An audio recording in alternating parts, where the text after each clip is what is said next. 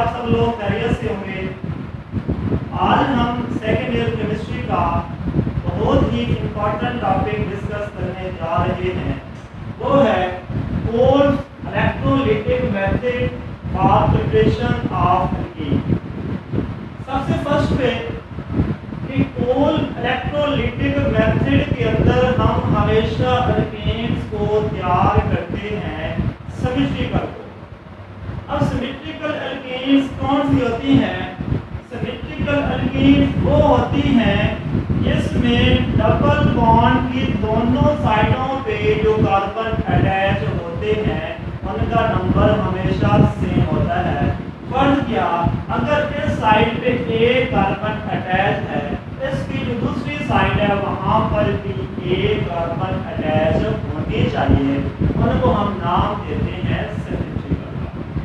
और अगर double bond की इस साइड पे दो कार्बन अटैच हो तो लाजमी तौर पे उसकी इस साइड पे भी दो कार्बन अटैच होनी चाहिए। अगर ऐसा होता है उसको भी हम नाम देंगे सिमेट्रिकल। सबसे first point, cold electrolytic method के अंदर हम हमेशा सिमेट्रिकल एल्कीन्स को प्रिपेयर करते हैं। नेक्स्ट पॉइंट कि हम प्रिपेयर कैसे करते हैं। तो एल्कीन्स को हम हमेशा प्रिपेयर करते हैं डाई कार्बोक्सिलिक एसिड से। मतलब ऐसा कंपाउंड जिसके अंदर दो कार्बोक्सिलिक ग्रुप अटैच होते हैं उसको हम नाम देते हैं डाई कार्बोक्सिलिक एसिड का। सिंपली तौर पे COOH ग्रुप और यहाँ पर COOH ग्रुप हमने लाइट किया है, ये शो कर रहा है डाई कार्बोक्सिलिक एसिड। अब इसके साथ हमने अटैच की है कार्बन को और इसके साथ भी हमने अटैच किया है कार्बन को, क्योंकि हमने एल्कीन को प्रिपेयर करना है। जहाँ पर हम सिंगल बॉन्ड लगाते हैं बिटवीन कार्बन एंड कार्बन, एक बात आपने याद रखनी है, अगर आपने डबल बॉन्ड वाला कंपाउंड तैयार करना है तो सबसे पहले आपके पास कार्बन और कार्बन में सिंगल बॉन्ड होना चाहिए। कंसेप्ट के लिए एग्जांपल है, अगर आप ए पॉइंट से जाते हैं बी पॉइंट पे और उसके बाद आप जाते हैं सी पॉइंट पे।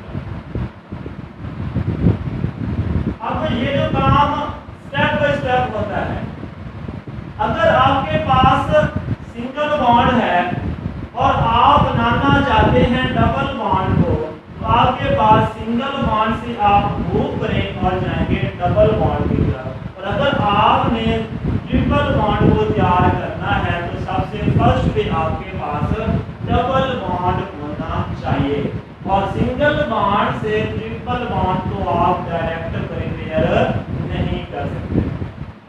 ये बात क्लियर हो गई। अगर आपने डबल बॉन्ड को तैयार करना है तो सबसे फर्स्ट पे कार्बन और कार्बन के बिटवीन में सिंगल बॉन्ड होना चाहिए।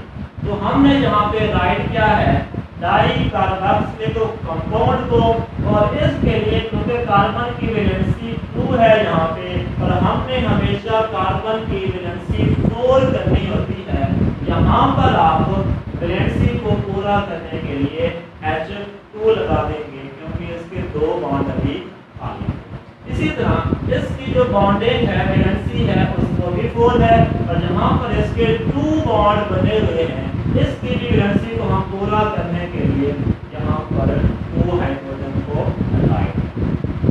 अब फर्स्ट क्वेश्चन है कि यहाँ पर सबसे पहले जो आप कंपाउंड लेते हैं कोल्ड इलेक्ट्रोलिटिक मेथड के अंदर, वो कौन सा लेते हैं? वो हम हमेशा डाई कार्बोक्सिलिक एसिड का साल्ट लेते हैं। ये तो हमारे पास डाई कार्बोक्सिलिक एसिड है, तो सबसे पहले हमने क्या करना है, इसका साल्ट प्रिपेयर करना है। तो साल्ट को कैसे प्रिपेयर करते हैं?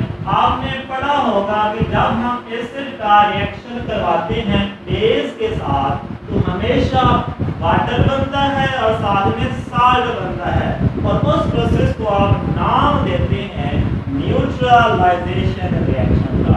मतलब एसिड का जो इफेक्ट है वो क्या कर रहा है, उसको बेस कैंसिल कर रही है, लिहाजा जो चीज बनती है वो वाटर है एंड साल्ट। प्लस हम एक्शन करवाएंगे इसका बेस के साथ और बेस नंबर लेते हैं NaOH in presence of calcium. अब ऐसा काम है कि H पॉजिटिव को डोनेट कर देना और जहां से भी H पॉजिटिव क्या आ जाएगा, डोनेट हो जाएगा। और बेस वो होती है जो OH नेगेटिव को प्रोड्यूस करती है। अब होगा क्या, यहाँ से H पॉजिटिव और यहाँ से OH नेगेटिव आपस में कंबाइन होंगे और वाटर बन जाएगा।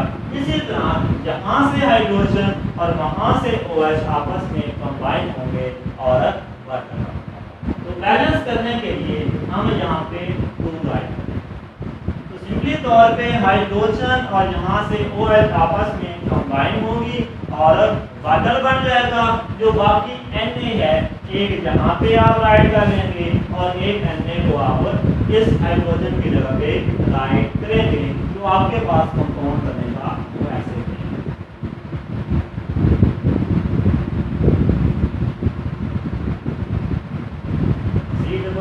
Na हाइड्रोजन की रिप्लेसमेंट हुई है और यहाँ पे सोडियम आ गई है और यहाँ पर इसी तरह जहाँ पर भी उसी तरह रिप्लेसमेंट होगी, हाइड्रोजन की जगह पे सोडियम आ गया और साथ में 2 वाटर के मॉलिक्यूल रिलीज हुए हैं।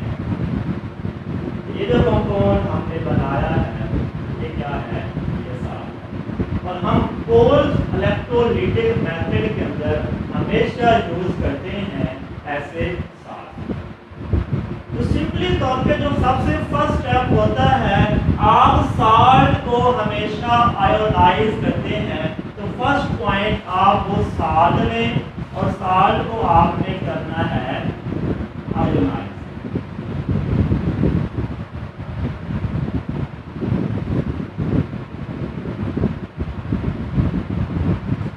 तो आयोनाइज कैसे करेंगे, in presence of electric current. तो जब भी आप इस कंपाउंड में से इलेक्ट्रिक करंट को पास करवाएंगे, ये कंपाउंड आयोनाइज होगा। आयोनाइज का मीनिंग होता है इसके पॉजिटिव आयन बन जाएंगे और साथ में इसके नेगेटिव आयन बनेंगे। यहाँ पर इस कंपाउंड में सोडियम पर पॉजिटिव चार्ज है और जो कंप्लीट ये जो ग्रुप है उस पर नेगेटिव चार्ज है। जब हम इसको आयोनाइज करें तो पॉजिटिव आयन बनेंगे और साथ में नेगेटिव आयन बनेंगे।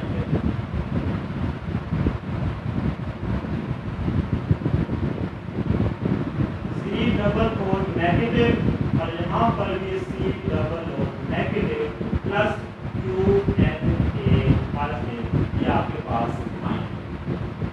और नेक्स्ट हमने यहाँ पर इस्तेमाल किए होते हैं इलेक्ट्रोड। एक इलेक्ट्रोड पे पॉजिटिव चार्ज होता है और एक इलेक्ट्रोड पे नेगेटिव चार्ज होता है। पॉजिटिव वाले को हम नाम देते हैं एनोड का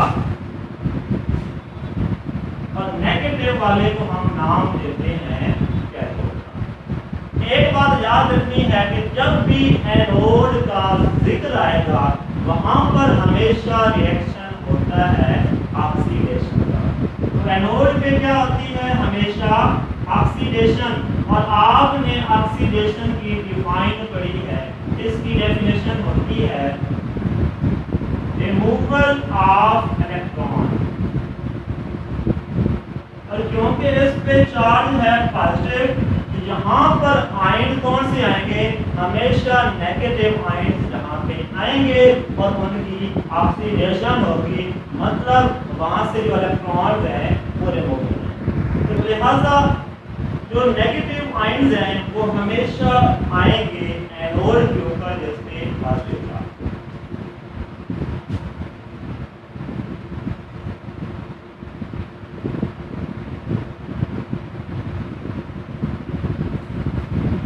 और यहाँ पर क्योंकि इनकी ऑक्सीडेशन होती है, इन्होंने इलेक्ट्रॉन को रिमूव करना है।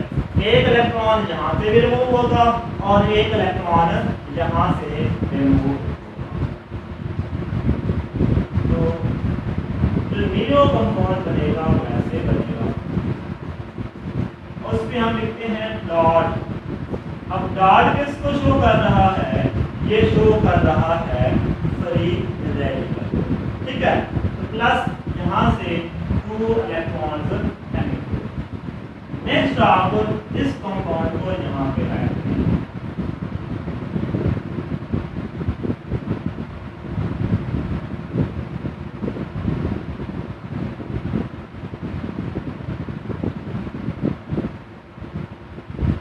अब जो रिएक्शन यहाँ पे होगा उसको हम बोलते हैं डीकार्बोक्सिलेशन।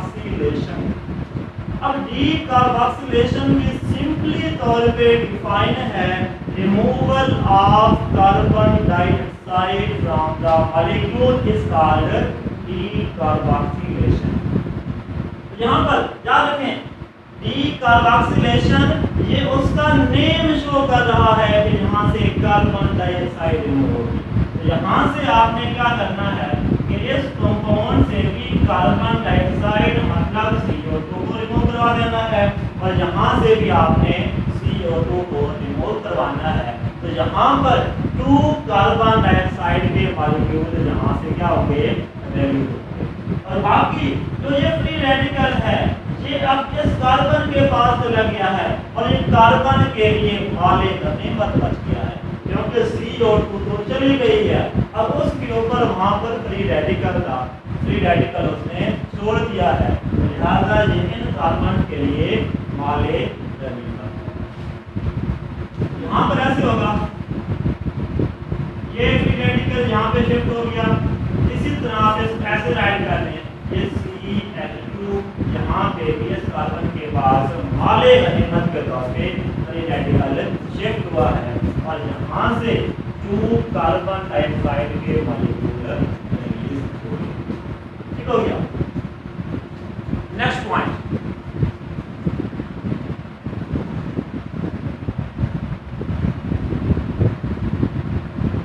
आप इस कंपाउंड को लेंगे,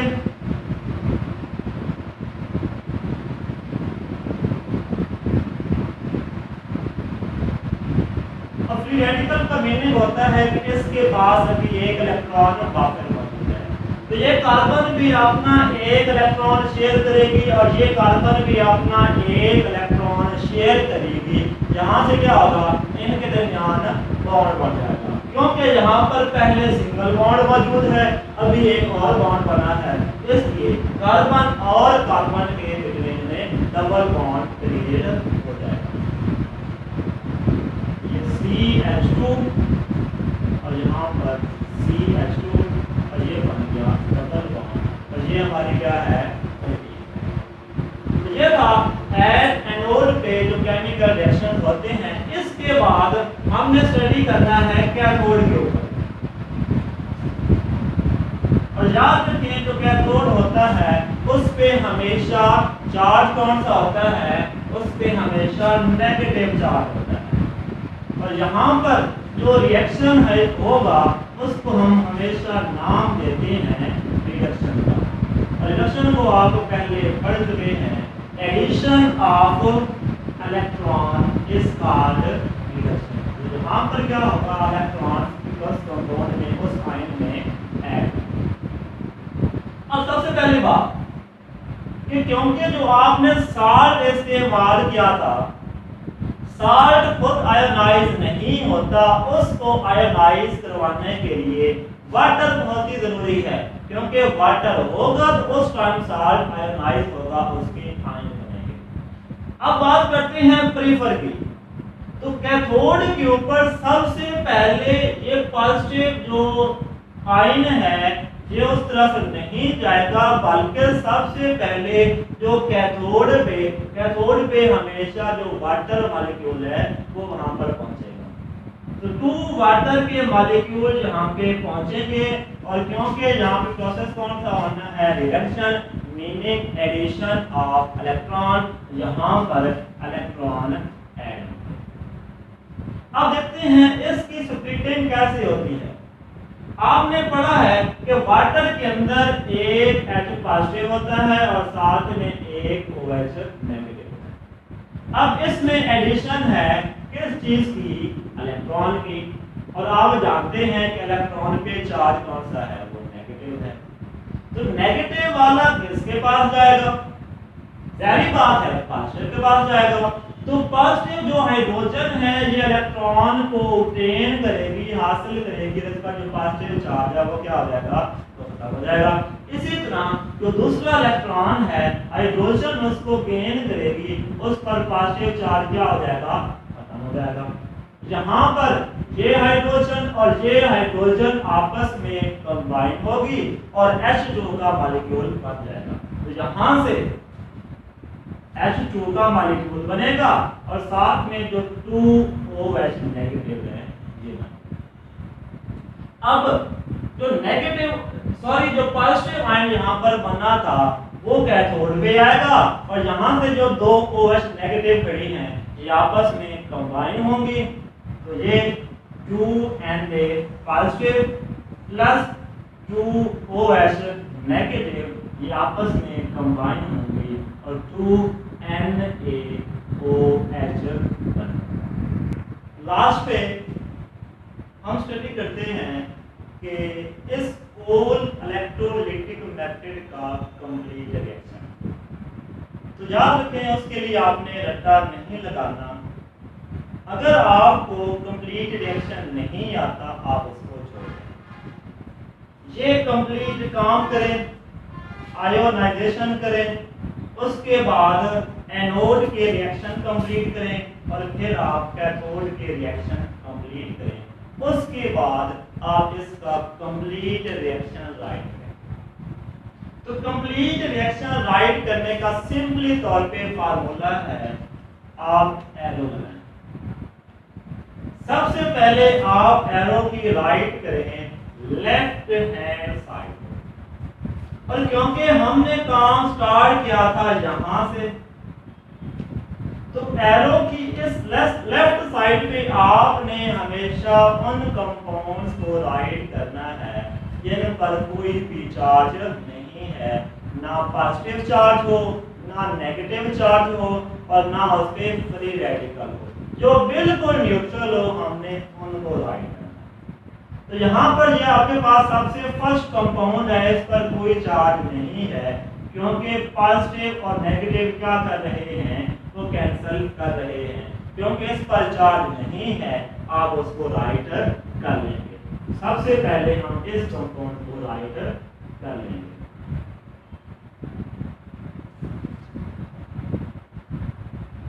उसके बाद आप एरो की लेफ्ट साइड के जो बाकी कंपाउंड है उनको देखेंगे। अब इसके नीचे आ जाए। इस कंपाउंड पर नेगेटिव चार्ज है, आयन पे नेगेटिव चार्ज है, उसको राइट नहीं करेंगे। इस पे फ्री रेडिकल है, इसको भी आपने राइट नहीं करना। इन पे भी फ्री रेडिकल है, उनको भी आपने राइट नहीं करना। वाटर पे कोई चार्ज नहीं है, उसको आपने राइट कर लेना है, +2 वाटर। उसके बाद इस पर नेगेटिव है, इसको राइट नहीं करना। Na पे पॉजिटिव है, उसको भी राइट नहीं करना। और OH पे भी नेगेटिव है, उसको भी आपने राइट नहीं करना। तो ये आपकी कंप्लीट जो रिएक्शन है उसकी लेफ्ट हैंड साइड कंप्लीट है। उसके बाद आप एरो की इस साइड पे आ जाए। अब इस साइड पर भी आप वही काम करेंगे कि जिन पे नेगेटिव, पॉजिटिव या फ्री रेडिकल है, डॉट लगा हुआ है, उनको आप राइट नहीं करेंगे। इनके अलावा जो बाकी न्यूट्रल है उनको राइट कर लेंगे। क्योंकि हमने काम यहाँ से स्टार्ट किया था, इस पे नेगेटिव है राइट नहीं करेंगे, इस पे पॉजिटिव है उसको भी आपने राइट नहीं करना। नीचे आ जाएं, फ्री रेडिकल नहीं राइट करेंगे, इलेक्ट्रॉन इसको भी राइट नहीं करेंगे। उसके बाद यहाँ पर भी फ्री रेडिकल है, इसको भी राइट नहीं करेंगे। ये कंपाउंड क्या है, न्यूट्रल है, इसको आप राइट कर लेंगे। यहाँ पर 2CO2। उसके बाद ऊपर आ जाएं, यहाँ पर ये कंपाउंड है एल्कीन है, इस पर क्योंकि चार्ज नहीं है इसको आप राइट कर लेंगे।